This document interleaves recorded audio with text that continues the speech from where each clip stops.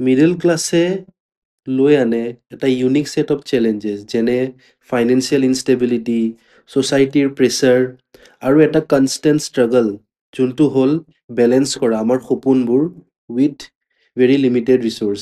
এজন middle class মানুহৰ কাৰণে পইচা এটা টুল নহয় আমাৰ গ'লছখিনি এচিভ কৰাৰ কাৰণে। এইটো এটা হয় ফাউণ্ডেশ্যন যোনটো হয় for the survival of a family, হয় ডিগনিটি আৰু হয় প্ৰগ্ৰেছ। আৰু সেই ষ্ট্ৰাগলটোৱে ফৰ্ম কৰে heart of Lucky Baskhar. So' Lucky Bhaskar হয় এটা গ্ৰিপিং তেলেগু ফিল্ম যোনে ডাইৰেক্ট কৰিছে ভেংকি আটলুৰি আৰু ষ্টেৰিং দলকেৰ ছলমান। মুভিখন ছেট হৈছে ইন দ্য 1980s আৰু 1990s আৰু মুভিখনে এক্সপ্ল'ৰ কৰে হাউ আ ফাইনেন্সিয়েল ডেছপিৰেশ্যন আৰু ছ'চাইটিয়েল এক্সপেক্টেশ্যনছে পুছ কৰে ভাস্কৰক এটা অৰ্ডিনেৰী মানুহ যোন ট্ৰান্সফৰ্ম হয় ইনটু এক্সট্ৰা অৰ্ডিনেৰী আৰু সি ফেচ কৰে কিছুমান মৰেলি কুৱেশ্যনেবল চইচেছ। মুভিখনে ফ'ল' কৰে ভাস্কৰৰ লাইফৰ ওপৰত যোন হয় এটা মিডল ক্লাছ মেন। সি হয় বহুত বেছি দুখীয়া আৰু সি কাম কৰে as a clerk in a bank আৰু বেংকখনৰ নাম হয় মগধা বেংক। আৰু তাৰ ফাইনেন্সিয়েল কণ্ডিশ্যনৰ কাৰণে তাৰ ঘৈণীয়েকৰ ঘৰত তাৰ কোনো ৰেচপেক্ট নাথাকে। প্লাছ সি বহুত ধাৰ লৈ থৈ দিয়ে সি যোনটো ছ'চাইটিত থাকে আৰু মানুহবোৰে তাক সেই ধাৰখিনি খুজি থাকে। চ' সি বহুত বেছি ফাইনেন্সিয়েল ইছ্যুছত ভুগি থাকে। এনেকুৱা কণ্ডিশ্যন হয় তাৰ পকেটত পইচা নাথাকে, তাৰ যোনটো বাচ্ছাটোক ভালকৈ পাও ভাজি খুৱাবলৈও পইচা নাথাকে। এনেকুৱা তাৰ ছিটুৱেশ্যন হৈ যায়। কিন্তু সি ডিটাৰমাইন হয় যে সি প্ৰমোশ্যন পাব আৰু সি তাৰপিছত তাৰ ফেমিলিক ভালকৈ খুৱাব পিন্ধাব পাৰিব। কিন্তু তেনেকুৱা নহয় বিকজ অফ চাম situation he doesn't get the promotion. আৰু কিছুমান এনেকুৱা ছিটুৱেশ্যন আহি যায় যোনে তাক কৰ'ৰপতি বনাই দিয়ে আৰু সি এনেকুৱাকৈ মাথা লগাই পেলাই সি বহুত পইচা ঘটে। কিছুমান এনেকুৱাও ছিটুৱেশ্যন আহে যাৰ কাৰণে সি এটা বেংকিং স্কেমৰ পাৰ্ট হৈ যায়। এতিয়া আপোনালোকে মুভিখন চালে গম পাব যে সি কি মাথা লগায়, কেনেকুৱাকৈ সি পইচা ঘটে, কি ষ্ট্ৰেটেজিছ লগায় আৰু কোনটো স্কেমত সি কি ধৰণত ইনভল্ভ হৈ যায় সেইখিনি গম পাব আপোনালোকে মুভিখন চালে। ষ্টৰিটোৱে ড্ৰ কৰে inspiration from real life financial scandals like Harshad Mehta case. সেইবোৰ মুভিখনত দেখায়। মুভিখনে ফ'কাছ কৰে human side of the events যেনেকৈ ভাস্কৰৰ ইণ্টাৰনেল কনফ্লিক্টছবোৰ, তাৰ ৰিলেশ্যনশ্বিপবোৰ তাৰ ফেমিলিৰ লগত কেনেকৈ সেইটো চেঞ্জ হৈ যায় তাৰ এম্বিশ্যনটোৰ কাৰণে। মুভিখনে বহুত কেইটা থিমছ ইউটিলাইজ কৰিছে যেনেকৈ এম্বিশ্যন, মৰেল ভেলুছ আৰু দ্য কষ্ট অফ ছাকচেছ। আৰু আপুনি সেইটো বেছি ফিল কৰিব পাৰিব as a middle class men, as a middle class women যোনখিনি আপুনি ষ্ট্ৰাগলছ কৰে, যোনখিনি ডে টু ডে আপুনি ফিল কৰে ষ্ট্ৰাগলছখিনি, সেইখিনি আপুনি মুভিখন চালে ফিল কৰিব পাৰিব। বহুত ভালকৈ কেপচাৰ কৰিছে সেইখিনি। ফিল্মখনে হাইলাইট কৰে হাউ আ ফাইনেন্সিয়েল ছিকিউৰিটিটো এটা গ'ল নহয়, সেইটো একদম দৰকাৰী হয় এটা মানুহৰ কাৰণে জাষ্ট লাইক ভাস্কৰ যোনে কেৰি কৰে তাৰ ফেমিলিৰ ড্ৰিমছবোৰ তাৰ কান্ধত। দলকেৰ ছলমানে ডেলিভাৰ কৰে এটা পাৱাৰ হাউচ পাৰফৰ্মেঞ্চ, একদম লাইফ দি দিছে ভাস্কৰৰ জাৰ্ণিক নিজৰ পাৰফৰ্মেঞ্চেৰে।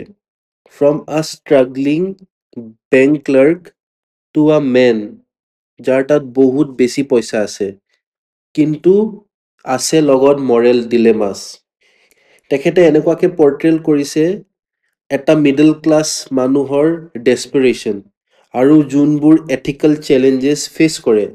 It is really good to watch. Meenakshi Chaudhary add কৰে এটা পিভিটেল ৰোল যোনে এড কৰে more emotional depth into the character. Venky আটলুৰিছ ডাইৰেকশ্যন চাইন্স আৰু সেইটো আপুনি চালে গম পাব যে তেখেতে কেনেকৈ ৰিক্ৰিয়েট কৰিছে because the movie is set in the 1980s and 90s। So' তেখেতে ৰিক্ৰিয়েট কৰিছে 1980sৰ মুম্বাইৰ যোনটো এটেনশ্যন টু ডিটেইল ইউজ কৰা হৈছে ইন দ্য ছেটছ, কষ্টিউমছ আৰু চিনেমেট'গ্ৰাফী। সেইটো মানে একদম দেখিলে লাগিব যে আমি সেইটো এৰাতে আছোঁ। প্লাছ জি ভি কুমাৰৰ চ'লফুল ছাউণ্ড ট্ৰেক যোনটোৱে একদম পাৰফেক্টলি কমপ্লিমেণ্ট কৰে ফিল্মৰ ইম'চনেল আণ্ডাৰটোনটো। আৰু কি চিনছবোৰৰ ইম্পেক্টবোৰ এনহান্স কৰি দিয়ে।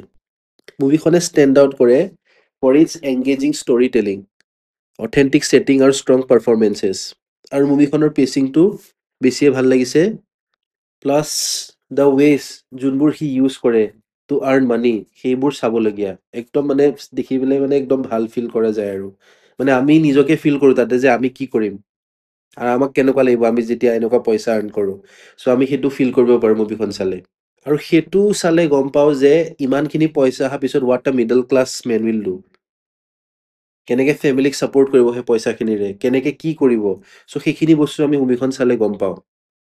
আৰু ভাস্কৰৰ যেনেকুৱা ষ্টাৰ্টিঙত ফাইনেন্সিয়েল চিটুৱেশ্যনখিনি থাকে, সি যিবোৰ চিটুৱেশ্যন ফেচ কৰে সেইখিনি মানে as a middle class man আমি নিজকে ফিল কৰা যেন লাগে।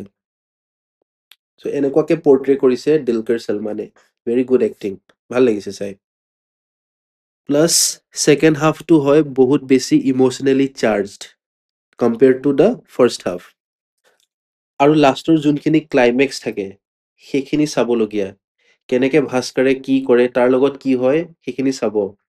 ৰিয়েলি অচম। মুভিখনে এটা মেছেজ দিয়ে যে what money earning can do to a person, যেতিয়া আমি সেইটোতে বেছি ফ'কাছ কৰোঁ। আৰু ইয়াৰ কাৰণে ফেমিলি এটাই কি কি ভুগিব পাৰে যেতিয়া এনেকুৱাবোৰ চিটুৱেশ্যন আহি যায়, যোনবোৰ চিটুৱেশ্যন দেখুওৱা হৈছে মুভিখনত। এটা ভাল মেছেজ দিয়া হৈছে লাষ্টত। মুভিখন চাব আৰু ইউ উইল ন'।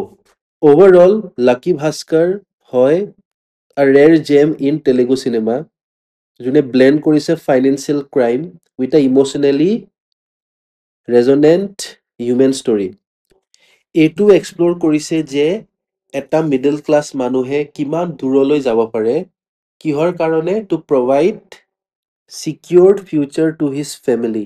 আৰু যোনটো চেলেঞ্জেছ ফেচ কৰে এলং দ্য ৱে, মুভিখনে প্ৰভাইড কৰিছে এটা কম্পেলিং নেৰেটিভ যোনটোৱে একদম ৰেজনেট কৰিব with the middle class families, যোনবোৰ তাহাঁতে ষ্ট্ৰাগল ফেচ কৰে। চ' মুভিখন হয় ফৰ দ'জ ভিউৱাৰ যোনবোৰে বিচাৰি আছে থ্ৰিলিং আৰু ৰিফ্লেক্টিভ মুভিজ, আৰু সেইটো ডেলিভাৰ কৰিছে লাকি ভাস্কৰে। So' do watch the movie is available on Netflix. So' thank you for ৱাচিং my videos. This is your screen spectrum Assam. জয় আই অসম।